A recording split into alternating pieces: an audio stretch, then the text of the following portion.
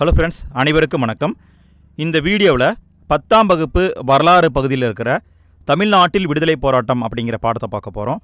இந்த பாடத்தில் இருக்கிற மிக மிக முக்கியமான பாயிண்ட்ஸை மட்டும் பார்க்க போகிறோம், சுருக்கமாக பார்க்க போகிறோம். அதுக்கு முன்னால் உங்கள்கிட்ட ஒரு சின்ன ரெக்வஸ்ட். நல்ல கண்டென்ட்டுக்கு விவசாயம் போக மாட்டேங்குது. இந்த வீடியோவும் ஒரு நல்ல கண்டென்ட்டு தான். ஸோ வீடியோவை பாருங்கள், பார்த்து முடிச்சுட்டு உங்களுக்கு பிடிச்சிருந்தால் தாராளமாக ஒரு லைக்கை தட்டி விட்டுருங்க. நம்ம சேனலுக்கும் சப்ஸ்கிரைப் பண்ணிக்கோங்க. உங்களுடைய கருத்து என்ன அப்படிங்கிறதையும் மறக்காமல் கமெண்ட் பாக்ஸில் போட்டு விடுங்க. ஏன்னா நிறைய பேர் போடுறதே கிடையாது. ஸோ உங்களுடைய கருத்துக்களை மறக்காமல் கமெண்ட் பாக்ஸில் போட்டு விடுங்க. இப்போதைக்கு நம்ம பாடத்துக்குள்ளே போவோம். முதல்ல என்ன கொடுத்துருக்காங்க அப்படின்னு பார்க்கும்பொழுது சென்னை வாசிகள் சங்கத்தை கொடுத்துருக்காங்க. இந்த அமைப்பு எப்போ உருவாக்கப்பட்டிருக்கு அப்படின்னா 1852 உருவாக்கப்பட்டிருக்கு. 10 வருஷம் மட்டும்தான் இருந்திருக்கு. 1862 இந்த அமைப்பு முடிஞ்சு போச்சு. இந்த அமைப்பை உருவாக்கியவங்க யார் அப்படின்னு பார்க்கும்பொழுது 2 பேர் உருவாக்கியிருக்காங்க. கஜுலு லட்சுமி நரசு, சீனிவாசனார். இந்த 2 பேர் தான் உருவாக்கியிருக்காங்க. இந்த அமைப்பை பொறுத்த வரைக்கும் இந்த அமைப்பில் அதிகமாக வணிகர்கள் தான் இருந்திருக்காங்க. குறிப்பாக இந்த அமைப்புடைய செயல்பாடு அப்படின்னு பார்த்தா 2 செயல்பாடு தான் முக்கியமாக பார்க்க வேண்டியது. ஒன்று, அந்த காலத்தில் விவசாயிகள், அதாவது ஏழை மக்கள் ஆங்கில அரசால் பாதிக்கப்பட்டிருக்காங்க. அதை நிவர்த்தி பண்ணணும் அப்படிங்கிறதுக்காக இந்த அமைப்பின் முயற்சியால் சித்திரவதை ஆணையம், டார்ச்சர் கமிஷன் சொல்லுவாங்க, அந்த ஒரு கமிஷன் அமைக்கப்பட்டிருக்கு. 2வது, இந்த அமைப்பு கிறிஸ்தவ சமய பரப்பாளர்களுக்கு ஆங்கில அரசு ஊக்கம் கொடுத்தது. அதை எதிர்த்தாங்க. இவங்க அப்படிலாம் ஊக்கம் கொடுக்காதீங்கன்னு எதிர்த்தாங்க. இந்த 2 விஷயங்களை மட்டும் ஞாபகம் வச்சுக்கோங்க போதும். அடுத்தது, தேசியவாத பத்திரிகைகளின் தொடக்கத்தை கொடுத்துருக்காங்க. இந்த இடத்துல எதை கொடுக்குறாங்க அப்படின்னு பார்க்கும்பொழுது இந்து பத்திரிகை, சுதேசமித்திரன், இந்த 2 பற்றி தான் மெயினாக சொல்கிறாங்க. இந்து பத்திரிகை இது எப்போ உருவாக்கப்பட்டது அப்படின்னு பார்த்தா 1878 உருவாக்கப்பட்டிருக்கு. யார் உருவாக்குனாங்க அப்படின்னா ஜி சுப்பிரமணியம், எம் வீரராகவாச்சாரியார், இவங்களுடைய நண்பர்கள் 4 பேர் எல்லாம் சேர்ந்து உருவாக்கியிருக்காங்க. எதுக்காக உருவாக்குறாங்க அப்படின்னா சென்னை உயர்நீதிமன்றத்துடைய முதல் இந்திய நீதிபதியாக டி முத்துசாமி என்பவர் 1877 நியமிக்கப்படுறாரு. இதை அந்த காலத்தில் இருந்த பத்திரிகைகள் ரொம்ப விமர்சனம் பண்ணி எழுதியிருக்காங்க. அப்போ யார் பத்திரிகையை நடத்துகிறாங்கன்னு பார்த்தா ஆங்கிலேயர்கள் நடத்திட்டு இருந்திருக்காங்க. ஸோ அதுக்கு மாற்றாக இந்தியர்களே பத்திரிகை நடத்தணும் அப்படிங்கிறதுக்காக தான் இந்து பத்திரிகை 1878 உருவாக்கப்பட்டது. இதை முக்கியமாக பார்த்துக்கோங்க. அடுத்தது சுதேசமித்திரன். இந்த பத்திரிகையை தொடங்கியவர் யாருன்னா ஜி சுப்பிரமணியம். குறிப்பாக 1891 இதை ஒரு பருவ இதழாக தான் விட்டுக்கிட்டு இருந்திருக்காரு. பிறகு 1899 நாளிதழாக மாற்றிட்டார். நாளிதழ் என்பது டெய்லியும் வர்றது, பருவ இதழ் என்பது ஒரு குறிப்பிட்ட கால இடைவெளியில் வர்றது. அடுத்தது, சென்னை மகாஜன சபையை பார்க்க போகிறோம். இந்த அமைப்பு எப்போ உருவாக்கப்பட்டதுன்னா 1884 மே 16 உருவாக்கப்பட்டது. குறிப்பாக இந்த அமைப்பை பற்றி சொல்லணும் அப்படின்னா தென்னிந்தியாவில் தெளிவான தேசிய நோக்கத்தோடு தொடங்கப்பட்ட ஆரம்ப கால அமைப்பு. இந்த அமைப்புடைய முதல் தலைவர் யார், செயலாளர் யார், ரொம்ப ரொம்ப முக்கியமான பாயிண்ட்டு கவனிங்க. முதல் தலைவர் பி ரங்கையா, முதல் செயலாளர் பி ஆனந்தா சார்லோ. இந்த அமைப்பின் நோக்கம் என்ன, எதுக்காக இந்த அமைப்பை உருவாக்குறாங்க அப்படின்னா பொது பிரச்சனைகள் குறித்து ஒருமித்த கருத்தை உருவாக்கி அதை கவர்மெண்ட்டுக்கிட்ட சொல்கிறது. இதுதான் இந்த அமைப்புடைய நோக்கம். அடுத்தது, மிதவாத காலகட்டம் அப்படிங்கிறத கொடுக்குறாங்க. மிதவாத காலகட்டம் எப்போ இருக்குதுன்னா காங்கிரஸில் இருக்குது. குறிப்பாக காங்கிரஸ் எப்படி உருவாக்கப்படுது அப்படின்னா 1884 பிரம்ம ஞான சபையுடைய கூட்டம் நம்ம தமிழ்நாட்டில் சென்னையில் நடக்குது. அந்த கூட்டத்தில் இந்தியாவில் இருக்கிற நிறைய தலைவர்கள் கலந்துக்கிறாங்க. அந்த தலைவர்கள் இந்தியாவுக்குன்னு ஒரு பெரிய அமைப்பை உருவாக்கணும் அப்படின்னு முயற்சி பண்ணுறாங்க. அந்த முயற்சியின் விளைவாக உருவாக்கப்பட்டதான் இந்திய தேசிய காங்கிரஸ். எப்போ உருவாக்கப்பட்டது? 1885 உருவாக்கப்பட்டது. இந்த இந்திய தேசிய காங்கிரஸில் 3 கூட்டம் மட்டும் முக்கியங்க.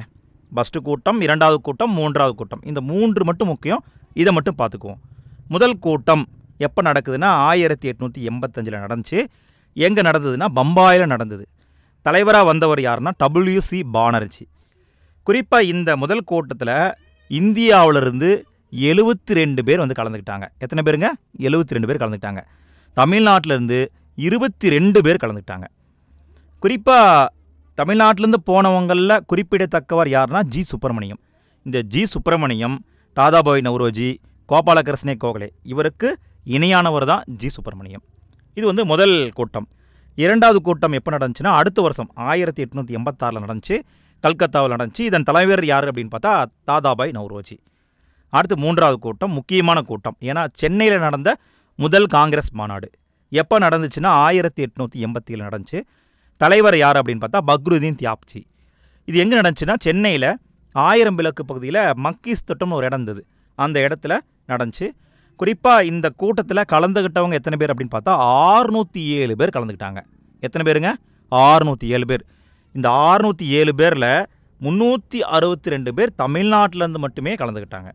இந்த டேட்டாலாம் ரொம்ப முக்கியம், பார்த்துக்கோங்க. அடுத்தது சென்னை மிதவாத தலைவர்கள். மிதவாத தலைவர்கள்னால் யாருங்க? அதாவது ஆரம்பகால காங்கிரஸில் இருந்த தலைவர்கள் தான் மிதவாத தலைவர்கள். இவங்க ஏன் மிதவாதிகள் அழைக்கப்பட்டாங்கன்னா, ஏதாவது ஒரு கோரிக்கை அப்படின்னா இவங்க ஒரு லெட்டர் பேடில் எழுதி எல்லாரும் சேர்ந்து சைன் பண்ணி பிரிட்டிஷ் கவர்மெண்ட் போய் கொடுப்பாங்க. ஐயா, எங்களுடைய குறை இது, நிவர்த்தி பண்ணுங்கன்னு சொல்லுவாங்க. பிரிட்டிஷ் கவர்மெண்ட்டு அதை உடனே பார்த்து நிவர்த்தி பண்ணுவாங்க. ஸோ இவங்க ரெக்வஸ்ட்டாக மிதமாக நடந்துக்கிட்டதுனால இவங்களுக்கு பேர் மிதவாதிகள். அப்படி ஆரம்பகால சென்னையில் இருந்த மிதவாதிகள் யார் அப்படின்னு பார்த்தா PS Srinivasa Sastri, PS Sivaswami, V Krishnaswami, TR வெங்கட்ராமனார், G Natesan, TM Madhavrao, S சுப்பிரமணியனார். இவங்கெல்லாம் சென்னையில் இருந்த மிதவாத தலைவர்கள். இதை எப்படி கேள்வி கேட்கலாம் அப்படின்னா, இந்த தலைவர்களை கொடுத்துட்டு பொருந்தாதவர்கள் யார் அப்படின்னு கூட கேட்கலாம். ஸோ தலைவர்களை ஜஸ்ட் தெரிஞ்சு வச்சுக்கோங்க. அடுத்தது சுதேசி இயக்கம்.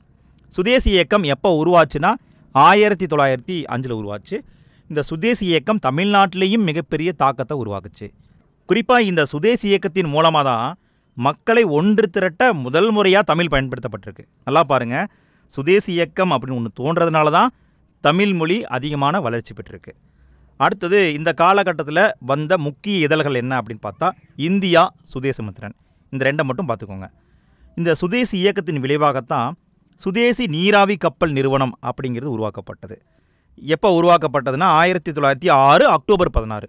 ரொம்ப ரொம்ப முக்கியமான டேட்டு, பார்த்துக்கோங்க. யார் உருவாக்குனாங்க அப்படின்னா நம்ம வாவு சிதம்பரனார். இவர் தான் உருவாக்குனார். குறிப்பாக இவர் 2 கப்பலை விட்டார். அந்த கப்பலின் பெயர் காளியா லாவோ. அடுத்தது திருநெல்வேலி எழுச்சி. இது எப்போ நடந்துச்சுன்னா 1908 நடந்துச்சு. திருநெல்வேலி எழுச்சின்னா என்ன? அதாவது திருநெல்வேலியில் கோரல் நூற்பாலை அப்படின்னு ஒன்று இருந்தது. அங்கிருந்த நூற்பாலை தொழிலாளர்கள் வேலை நிறுத்த போராட்டத்தில் ஈடுபட்டாங்க. இதுதான் திருநெல்வேலி எழுச்சி. இதற்கு காரணமானவர் யார் அப்படின்னு பார்த்தா வாவு சிதம்பரனார். குறிப்பாக வாவு சிதம்பரனாருக்கு இரட்டை ஆயுள் தண்டனை விதிக்கப்பட்டது. எதுக்காக விதித்தாங்க அப்படின்னு பார்த்தா வங்காளத்தில் இருந்த பிபின் சந்திரபால் இவர் விடுதலை செய்யப்பட்டார். இவரை ஜெயிலில் பிடிச்சி போட்டு ரிலீஸ் பண்ணுறாங்க. ரிலீஸ் பண்ணனால இவங்க வெற்றி நாள் அப்படிங்கிற மாதிரி கொண்டாடுறாங்க. அதனால தான் வாவு சிதம்பரனாரை கைது பண்ணுறாங்க. குறிப்பாக தமிழ்நாட்டில் இருந்த தீவிர தேசியவாத தலைவர்கள். தீவிர தேசியவாத தலைவர்கள்னு யார்? அதாவது மிதவாத தலைவர்கள் என்ன பண்ணுறாங்க, லெட்டர் பேடில் எழுதி கொண்டு போய் ரெக்வஸ்ட்டாக கொடுக்குறாங்க. ஆங்கில அரசு அதை செஞ்சு முடிக்கிறாங்க. அதுவே தீவிர தேசியவாத தலைவர்கள் அப்படின்னா, வரி நாங்கள் கட்டுறோம், நீ செஞ்சு தர வேண்டியது உன்னுடைய கடமை, நீ செய்யி அப்படின்னு சொல்லி இவங்க சட்டையை பிடிக்கிற மாதிரி கேள்வி கேட்குறாங்க பாருங்கள். இவங்க தான் தீவிர தேசியவாதிகள். அப்படி தமிழ்நாட்டில் இருந்த தீவிர தேசியவாத தலைவர்கள் யார் அப்படின்னா வாவு சிதம்பரனார், வி சக்கரையார், சுப்பிரமணிய பாரதி, சுரேந்திரநாத் ஆர்யா, அரவிந்த் கோஷ், வி சுப்பிரமணியனார். இவங்கெல்லாம் தமிழ்நாட்டில் இருந்த தீவிர தேசியவாத தலைவர்கள். குறிப்பாக அடுத்து வர்றவங்க தான் புரட்சிகர தேசியவாதிகள். புரட்சிகரம்னா புரட்சி பண்ணி ஆங்கில அரசை காலி பண்ணுறது. அப்படி புரட்சிகர தேசியவாதிகளுக்கு பாதுகாப்பான இடமாக இருந்தது எதுன்னு பார்த்தா பாண்டிச்சேரி. ஏன்னா பாண்டிச்சேரி பிரெஞ்சுக்காரர்கள் கண்ட்ரோலில் இருந்தது. குறிப்பாக புரட்சிகர தேசியவாதிகளுக்கு புரட்சிகர நடவடிக்கைகள் குறித்த அறிமுகமும் பயிற்சியும் எங்கே கொடுக்கப்பட்டுச்சு அப்படின்னு பார்க்கும்பொழுது 2 இடத்துல கொடுத்துருக்காங்க. ஒன்று லண்டனில் இந்தியா ஹவுஸ்னு ஒரு இடம் இருக்குது, அந்த இடத்துல கொடுத்துருக்காங்க. இன்னொன்று பாரிஸில் கொடுத்துருக்காங்க. இந்த 2 இடத்துலையும் புரட்சிகர தேசியவாதிகளுக்கு பயிற்சியும் அறிமுகமும் கொடுக்கப்பட்டிருக்கு. அடுத்தது தமிழ்நாட்டில் இருந்த புரட்சிகர தேசியவாதிகள். இவங்க தீவிரவாத தேசியவாதிகள் கிடையாது, புரட்சிகர தேசியவாதிகள். புரியுதுங்களா? புரட்சினா வேற, தீவிர தேசியவாதினா வேற. புரட்சிகர தேசியவாதிகள் யாராருன்னு பார்க்கும்பொழுது எம்பிடி ஆச்சாரியா, வி சுப்பிரமணியனார், டிஎஸ்எஸ் ராஜன். இவங்கெல்லாம் புரட்சிகர தேசியவாதிகள். குறிப்பாக பாண்டிச்சேரியிலேருந்து புரட்சிகர செய்தித்தாள்கள் கூட வருது. அப்படி என்னென்ன செய்தித்தாள்கள் வந்துச்சு அப்படின்னு பார்க்கும்பொழுது இந்தியா, விஜயா, சூரியோதயம் எல்லாமே வந்துச்சு. குறிப்பாக அரவிந்த் கோஷ் மற்றும் வி சுப்பிரமணியனார் 2 பேரும் பாண்டிச்சேரிக்கு 1910 வராங்க. இவங்க வந்த பிறகு தான் புரட்சிகர நடவடிக்கை இன்னும் சூடு பிடிக்குது அப்படின்னு சொல்கிறாங்க. சரிங்களா? அடுத்த பாயிண்ட்டை பார்ப்போம். அடுத்து என்ன கொடுத்துருக்காங்க அப்படின்னா ஆஸ் படுகொலை. இதை கொடுத்துருக்காங்க. ஆஸ் அப்படிங்கிறவர் யார் அப்படின்னா திருநெல்வேலி மாவட்ட ஆட்சியாளர். இவருடைய முழு பெயர் ராபர்ட் WDE ஆஸ். இவரை மணியாச்சி அப்படிங்கிற ரயில் சந்திப்பில் நம்மளுடைய வாஞ்சிநாதன் சுட்டுக் கொள்கிறாரு.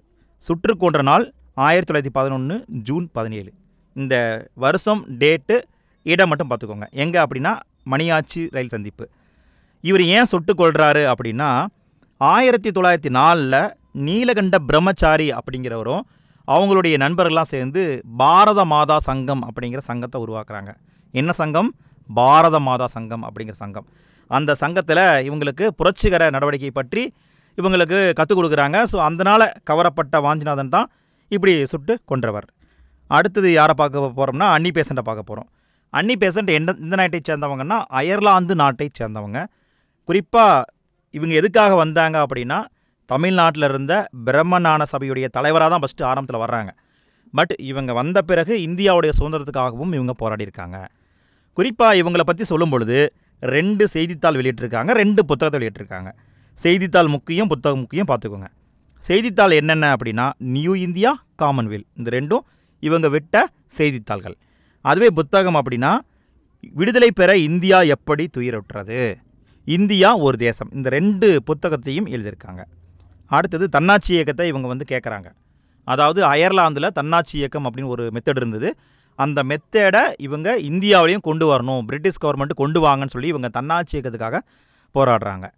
குறிப்பாக அன்னி பெசண்ட்டுக்கு ஆதரவு கொடுத்தவர்கள் யார் அப்படின்னு பார்க்கும்பொழுது GS Arundale, PP Wadia, CP Ramasamy, இவங்கெல்லாம் அன்னி பெசண்ட் பக்கமாக இருந்து அவங்களுக்கு சப்போர்ட்டாக இருந்தாங்க. குறிப்பாக அன்னி பெசண்ட்டுடைய இந்த இந்தியாவுடைய நலன் சார்ந்த நடவடிக்கை காரணமாக 1917 அன்னி பெசண்ட் காங்கிரஸின் தலைவராக தேர்ந்தெடுக்கப்படுறாப்புல. எப்பன்னு பாருங்கள், 1917. இதில் என்ன சிறப்பு அப்படின்னு பார்க்கும்பொழுது இந்திய தேசிய காங்கிரஸுடைய முதல் பெண் தலைவர் அன்னி பெசண்ட். எப்பன்னு பார்த்துக்கோங்க, 1917.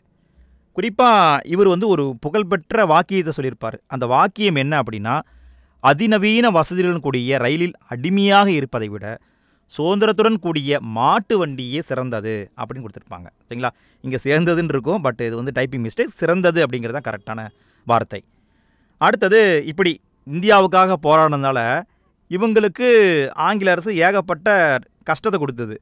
குறிப்பாக என்ன பண்ணியிருக்காங்கன்னா 1910 பத்திரிகை சட்டம் போட்டிருக்காங்க. அந்த சட்டத்தின்படி இந்த அம்மா ஏகப்பட்ட பெனால்ட்டி கட்டியிருக்காங்க. ஆங்கில அரசை விமர்சனம் பண்ணதுனால ஏகப்பட்ட ஃபைன் கட்டியிருக்காங்க அப்படின்னு கொடுத்துருக்காங்க. அடுத்து நம்ம என்ன பார்க்க போகிறோம்னா தென்னிந்திய நல உரிமை சங்கத்தை பார்க்க போகிறோம். தென்னிந்திய நல உரிமை சங்கம் உருவாக்கப்படுவதற்கு முன்பு இன்னொரு சங்கம் உருவாக்கப்பட்டிருக்கு. அது என்ன அப்படின்னா சென்னை திராவிடர் கழகம், மெட்ராஸ் திராவிடன் அசோசியேஷன். எப்போன்னா 1912 உருவாக்கப்பட்டிருக்குதுங்க. இதனுடைய செயலாளராக இருந்தவர் யார் அப்படின்னு பார்க்கும்போது C. நடேசன் அப்படிங்கிறவர் இருந்திருக்காரு. குறிப்பாக இவர் என்ன பண்ணியிருக்காருன்னா 1916 ஜூனில் திராவிடர் சங்க தங்கும் விடுதி அப்படிங்கிற தங்கும் விடுதியை மாணவர்களுக்காக உருவாக்கியிருக்கார். மாணவர்கள் தங்கிக்கலாம் அப்படிங்கிறதுக்காக உருவாக்கியிருக்காரு. இவருடைய இந்த முயற்சி தான் படிப்படியாக தென்னிந்திய நல உரிமை சங்கம் உருவாக காரணமாக இருந்திருக்கு. அடுத்து தான் தென்னிந்திய நல உரிமை சங்கம் உருவாக்கப்பட்டிருக்கு. இதை SLIFன்னு சொல்லுவாங்க. ஸோ நீங்கள் படிக்கிற மாதிரி இருந்தால் இந்த ஷார்ட் நேமையும் படித்து வச்சுக்கோங்க. சில இடங்களில் தென்னிந்திய நல உரிமை சங்கம் கொடுக்காம SLIFன்னு கூட கொடுத்துருவாங்க. நமக்கு தெரியாது இது என்னது அப்படின்னு கூட தெரியாது. ஸோ எதாக இருந்தாலும் அதோடைய முழு விளக்கத்தையும் தெரிஞ்சு வச்சுக்கோங்க. சரிங்களா? இந்த தென்னிந்திய நல உரிமை சங்கம் எப்போ உருவாக்கப்பட்டதுன்னா 1916 நவம்பர் 16 உருவாக்கப்பட்டது. எங்கே உருவாக்கப்பட்டதுன்னா சென்னையில் விக்டோரியா அரங்கம் அப்படிங்கிற ஒரு அரங்கத்தில் உருவாக்கப்பட்டது. குறிப்பாக ஒரு 30 தலைவர்கள் சேர்ந்து உருவாக்கியிருப்பாங்க. அதில் முக்கியமான தலைவர்கள் யார் அப்படின்னு பார்க்கும்பொழுது P. Thyagarayar, TM Nair, C. Natesanar, இவங்களெல்லாம் சொல்லலாம். குறிப்பாக இந்த சங்கம் 3 பத்திரிகைகளை வெளியிடுதுங்க. 3 பத்திரிகையும் வேறு வேறு மொழியில் இருக்குது. ஆங்கில மொழியில் ஜஸ்டிஸ் அப்படிங்கிற பத்திரிகை, தமிழில் நீதின்னு சொல்லுவாங்க. அதே மாதிரி தமிழில் திராவிடன் அப்படிங்கிற பத்திரிகை, தெலுங்கில் ஆந்திர பிரகாசிகாங்கிற பத்திரிகை. இந்த 3 பத்திரிகையையும் இந்த தென்னிந்திய நல உரிமை சங்கம் வெளியிட்டிருக்குதுங்க. நல்லா பார்த்துக்கோங்க. இதை பேஸ் பண்ணி கண்டிப்பாக கொஷின் வரும். குறிப்பாக இந்த தென்னிந்திய நல உரிமை சங்கம் என்னென்ன செயல்பாடுகளை பண்ணுச்சு அப்படின்னு பார்க்கும்பொழுது தன்னாட்சி இயக்கத்தை எதிர்த்தது. இவங்க என்ன சொல்கிறாங்கன்னா தன்னாட்சி இயக்கத்தை பிராமணர்களின் இயக்கம் அப்படின்னு எதுக்குறாங்க. அதே மாதிரி காங்கிரஸையும் எதுக்குறாங்க. ஏன்னா காங்கிரஸும் பிராமணர்களின் கட்சி அப்படின்னு எதுக்குறாங்க. இதை மட்டும் பார்த்துக்கோங்க. அடுத்து என்ன கொடுத்துருக்காங்கன்னா தமிழ்நாட்டில் தேர்தல் இதை வந்து கொடுத்துருக்காங்க. 1917 மாண்டேகுடைய அறிவிப்பு வெளியாகுது. மாண்டேகு ஜேம்ஸ் போர்டு சீர்திருத்தம் கேள்விப்பட்டிருப்போம். ஸோ 1917 மாண்டேகுடைய அறிவிப்பு வருது. அதன் அடிப்படையில் 1919 என்ன பண்ணுறாங்கன்னா ஒரு சட்டம் போடுறாங்க. என்ன சட்டம் அப்படின்னா பிராமணர் அல்லாதோருக்கும் தேர்தலில் இடஒதுக்கீடு உண்டு அப்படிங்கிற சட்டம். ஸோ அந்த சட்டத்தை பேஸ் பண்ணி என்ன பண்ணுறாங்கன்னா நீதி கட்சி உள்ள ஆட்சிக்கு வராங்க. நீதி கட்சி தான் முதல்ல வந்து அமைச்சரவை உருவாக்குறாங்க. குறிப்பாக 1920 நடந்த தேர்தலில் அப்போ மொத்த இருந்த இடங்கள் 98 இடங்கள். நல்லா கவனிங்க, 98 இடம் இருந்தது. 98 இடத்துல 63 இடத்துல நம்மளுடைய நீதி கட்சி ஜெயிச்சு ஆட்சி அமைச்சது. முதலமைச்சர் யாருன்னு பார்க்கும்பொழுது ஏ சுப்பராயலு. நல்லா பார்த்துக்கோங்க, ஏ சுப்பராயலு தான் முதலமைச்சர். அடுத்தது பார்த்தா ரவுலட் சத்தியாகிரகம். இது 1919 நடந்தது. குறிப்பாக 1919 மார்ச் 18 நம்மளுடைய சென்னையில் மெரினா கடற்கரையில் ஒரு கூட்டம் நடக்குது. அந்த கூட்டத்தில் காந்தி வந்து பேசுகிறாரு. எப்போ பேசுகிறாரு? 1919 மார்ச் 18 பேசுகிறார். இவர் என்ன பேசுகிறாருன்னா இந்த ரவுலட் சட்டம், அதாவது கருப்பு சட்டத்தை எதிர்த்து இந்தியா முழுக்க போராட்டம் பண்ணணும் அப்படின்னு பேசுகிறாரு. ஒரு டேட்டை ஃபிக்ஸ் பண்ணுறாங்க. என்னைக்கு அப்படின்னு பார்க்கும்பொழுது 1919 ஏப்ரல் 6. இந்த டேட்டை மட்டும் பார்த்துக்கோங்க. இந்த டேட்டு தான் இந்தியா முழுக்க எதிர்ப்பு கிளம்பிய நாள். குறிப்பாக இதன் அடிப்படையில் சென்னையில் சென்னை சத்தியாகிரக சபை அப்படிங்கிற ஒரு அமைப்பு உருவாக்கப்பட்டுச்சு. குறிப்பாக தமிழர்களும் வந்து நிறைய வந்து கலந்துருக்காங்க. யார் யார் கலந்துருக்காங்க அப்படின்னு பார்க்கும்பொழுது ராஜாஜி, கஸ்தூரி Rangar, S Sathyamoorthy, George Joseph இவங்கெல்லாம் வந்து கலந்துருக்காங்க. குறிப்பாக இதில் வந்து ஜார்ஜ் ஜோசப் இவரை பற்றி வேணால் என்ன பண்ணியிருக்காங்கன்னா ஒரு பாக்ஸ் கண்டென்ட்டாக கொடுத்துருக்காங்க. இதை மட்டும் நம்ம தெரிஞ்சுக்குவோம். ஜார்ஜ் ஜோசப் இவர் வந்து மதுரையில் தன்னாட்சி இயக்கத்தை ஆரம்பிக்க காரணமானவர்களில் ஒருத்தர். மதுரையில் தன்னாட்சி இயக்கம் அப்படிங்கிற ஒரு இயக்கம் உருவாக்கப்படுது. அந்த இயக்கம் உருவாக காரணமானவங்களில் இவரும் ஒருத்தர். இந்த ஜார்ஜ் ஜோசப் எங்கே பிறந்தார் அப்படின்னா கேரளாவில் இருக்கிற செங்கன்னூர் அப்படிங்கிற ஒரு இடத்துல பிறந்திருக்காரு. குறிப்பாக கேரளாவில் வைக்கம் சத்தியாகிரகத்தை வழிநடத்தி கொண்டு போனவர் இவர். அடுத்தது தமிழ்நாட்டில் குற்றப்பரம்பரை சமூகங்களின் பாதுகாவலராகவும் விளங்கியவர் ஜார்ஜ் ஜோசப். குறிப்பாக இவர் ஹார்வி மில் தொழிலாளர்கள் மதுரையில் இருக்காங்க. அவங்கெல்லாம் சேர்ந்து 1918 மதுரை தொழிலாளர் சங்கம் அப்படிங்கிற சங்கத்தை அமைச்சாங்க. அதற்கு காரணமானவர் இந்த ஜார்ஜ் ஜோசப். குறிப்பாக இவரை வந்து மக்கள் ரோசாப்பு துரை என்று அழைச்சிருக்காங்க. இந்த பாயிண்டை மட்டும் பார்த்துக்கோங்க. ரோசாப்பு துரை என்பவர் யாருன்னா ஜார்ஜ் ஜோசப். அடுத்தது கிலாபத் இயக்கத்தை கொடுத்துருக்காங்க. கிலாபத் இயக்கம் குறிப்பாக தமிழ்நாட்டிலையும் நடந்திருக்கு. 1920 ஏப்ரல் 17 மௌலானா சௌகத் அலி அப்படிங்கிற ஒரு தலைமையில் கிலாபத் நாள் தமிழ்நாட்டில் கடைபிடிக்கப்பட்டிருக்கு. ஸோ தமிழ்நாட்டில் எப்போ கிலாபத் நாள் கொண்டாடினாங்க அப்படின்னா 1920 ஏப்ரல் 17. குறிப்பாக இதே மாதிரி ஒரு மாநாடு ஈரோட்லேயும் நடத்தப்பட்டிருக்கு. கிலாபத் எழுச்சி நடவடிக்கைகளின் முக்கிய மையமாக திகழ்ந்த இடம் எது அப்படின்னா வாணியம்பாடி. நல்லா பார்த்துக்கோங்க. கிலாபத் எழுச்சி இயக்க நடவடிக்கைகளின் முக்கிய மையமாக இருந்தது வாணியம்பாடி. அடுத்தது ஒத்துழையாமை இயக்கம்.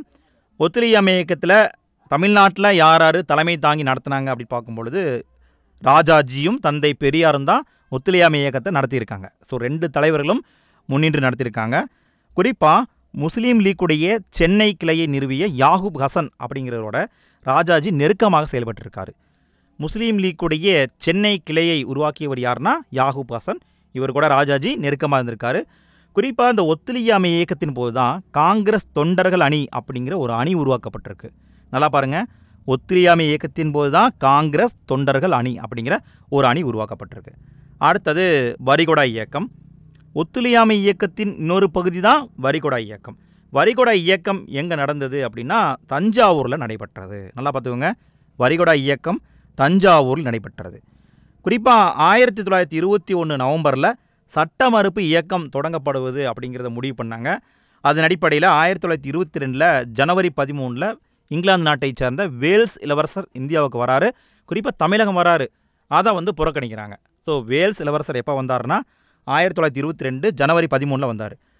குறிப்பாக 1925 ஜூன் மாதத்தில் கேரளாவில் வைக்கம் அப்படிங்கிற இடத்துல ஆலய நுழைவு போராட்டம் நடத்தப்பட்டிருக்கு. அடுத்தது மாற்றத்தை விரும்புபவர்கள். மாற்றத்தை விரும்புபவர்கள் யார் அப்படின்னு பார்க்கும்பொழுது இந்த ஒத்துழையாமை இயக்கத்தின் போது வந்து காங்கிரஸ் கட்சி 2ஆக பிளவுபடுது. மாற்றத்தை விரும்பாதோர், மாற்றத்தை விரும்புபவர்கள். மாற்றத்தை விரும்பாதோர் என்ன பண்ணுறாங்கன்னா அப்படியே வந்து காந்தி என்ன சொல்கிறாரோ அதை ஃபாலோ பண்ணுறாங்க. மாற்றத்தை விரும்புகிறவர்கள் அப்படிங்கிறவங்க நம்ம வந்து அரசியலில் நிற்கணும், ஜெயிக்கணும், ஆங்கிலேயருடைய சட்டப்பேரவைக்குள்ளே போய் அங்கே ஆங்கில அரசை எதிர்க்கணும் அப்படிங்கிறவங்க தான் மாற்றத்தை விரும்புபவர்கள். இப்படி மாற்றத்தை விரும்பியவர்கள் யார் யார் அப்படின்னு பார்க்கும்பொழுது சித்தரஞ்சன் தாஸ், அதாவது சிஆர் தாஸ்ன்னு சொல்லுவாங்க, அவர், மோதிலால் நேரு, இவங்களெல்லாம் சொல்லலாம். குறிப்பாக இந்த சிஆர் தாஸ், மோதிலால் நேரு 2 பேரும் சேர்ந்து சுயராஜ்ய கட்சி அப்படிங்கிறத உருவாக்குறாங்க. தமிழ்நாட்டில் சுயராஜ்ய கட்சிக்கு தலைமை வகித்தவர்கள் யார் யார் அப்படின்னு பார்த்தா எஸ் சீனிவாசனார், எஸ் சத்தியமூர்த்தி. நல்லா பார்த்துக்கோங்க, எஸ் சீனிவாசனார், எஸ் சத்தியமூர்த்தி 2 பேரும் தமிழ்நாட்டில் சுயராஜ்ய கட்சிக்கு தலைமை வகித்தவர்கள். குறிப்பாக இவங்க 1926 தேர்தலில் சுயராஜ்ய கட்சி வெற்றி பெறுது, ஆனால் ஆட்சி அமைக்கலை.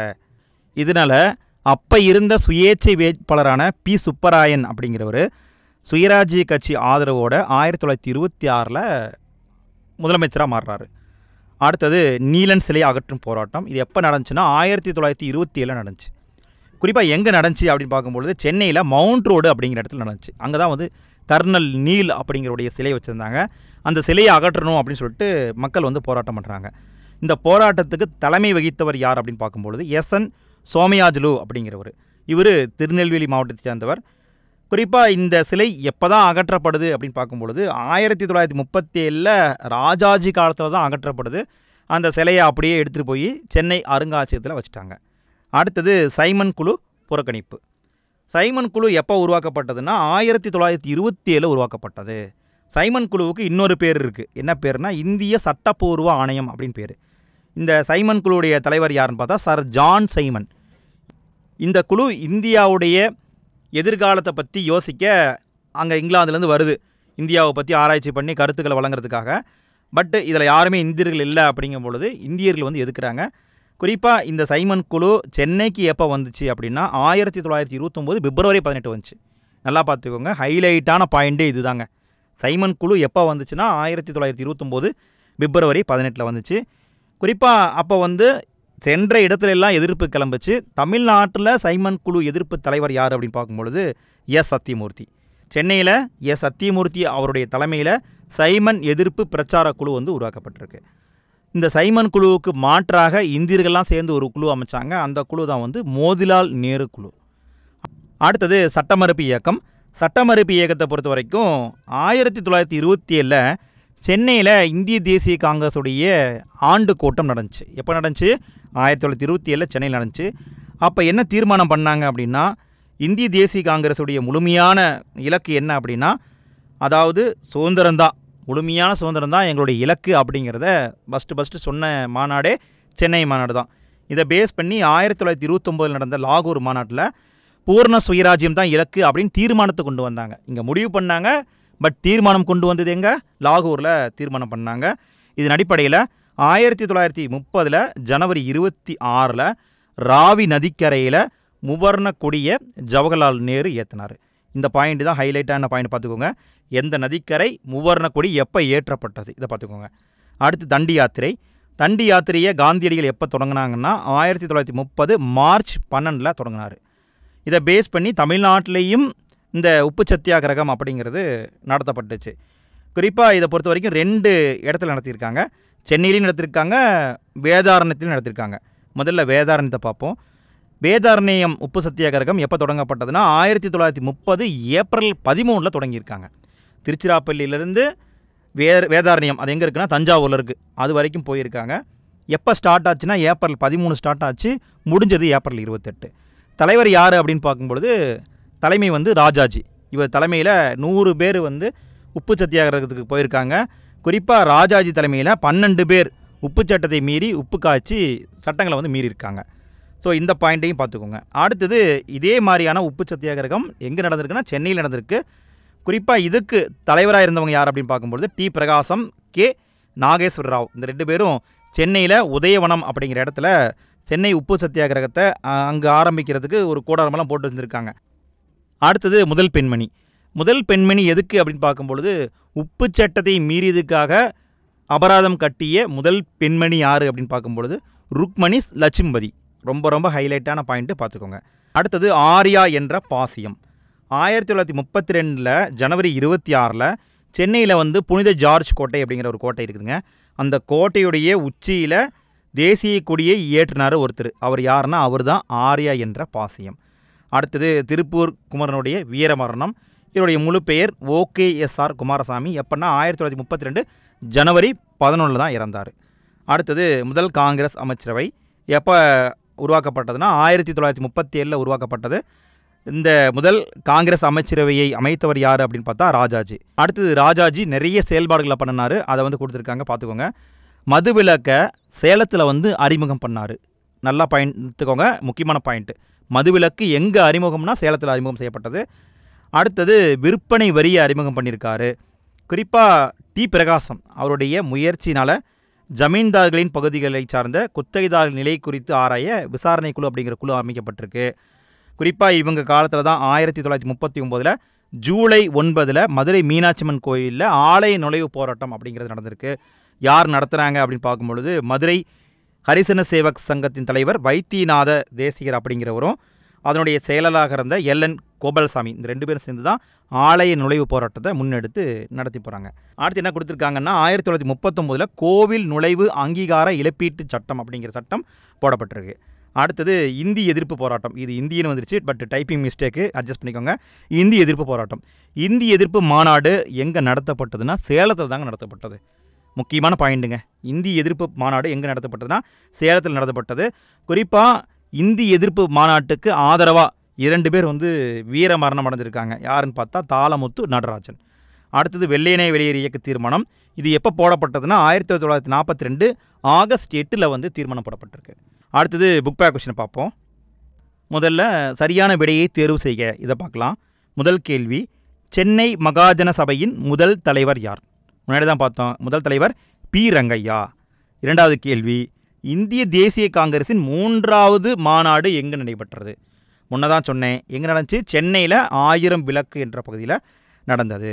மூன்றாவது கேள்வி, அதிநவீன வசதிகளுடன் கூடிய ரயிலில் அடிமைகளாக இருப்பதை விட சுதந்திரத்துடன் கூடிய மாட்டு வண்டியே சிறந்தது என்று சொன்னவர் அன்னி பெசன்ட். நாலாவது கேள்வி, கீழ்காண்பவர்களுள் சுயராஜ்யவாதி யார்? சுயராஜ்யவாதி தலைவர் யாருன்னு பார்த்தா எஸ் சத்தியமூர்த்தி தான். அடுத்தது ஐந்தாவது கேள்வி, சென்னைக்கு அருகே உள்ள உதயவனத்தில் சத்தியாகிரக முகாமை அமைத்தவர் யார்னா டி பிரகாசம். டி பிரகாசம், இன்னொருத்தர் வந்து நாகேஸ்வர ராவ். அடுத்தது ஆறாவது கேள்வி, இந்தி எதிர்ப்பு மாநாடு எங்கே நடத்தப்பட்டது? சேலத்தில் நடத்தப்பட்டது. அடுத்தது கோடிட்ட இடங்களை நிரப்புக. முதல் கேள்வி, சென்னை உயர்நீதிமன்றத்தில் பணியமர்த்தப்பட்ட முதல் இந்திய நீதிபதி யார்னா டி முத்துசாமி.